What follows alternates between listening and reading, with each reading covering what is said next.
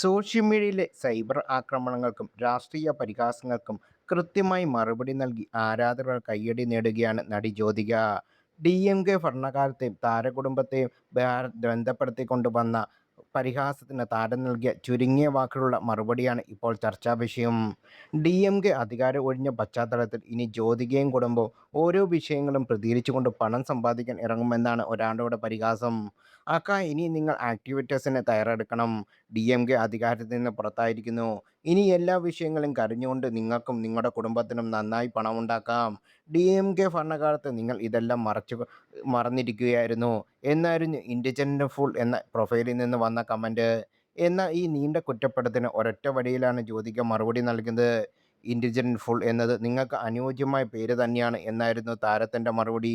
തൻ്റെ പ്രൊഫൈലിന് നൽകിയ പേര് ഇതുപോലെ തന്നെ ബുദ്ധിയുള്ള വിഡ്ഢിയാണെന്ന് അയാൾ പെരുമാറുന്നതെന്ന് ജ്യോതിക പരോക്ഷമായി പരിഹസിക്കുകയായിരുന്നു. ജ്യോതികയുടെ മറുപടി വൈറലായതോടെ താരത്തിനെ പിന്തുണച്ച് നിരവധി ആരാധകർ രംഗത്തെത്തി.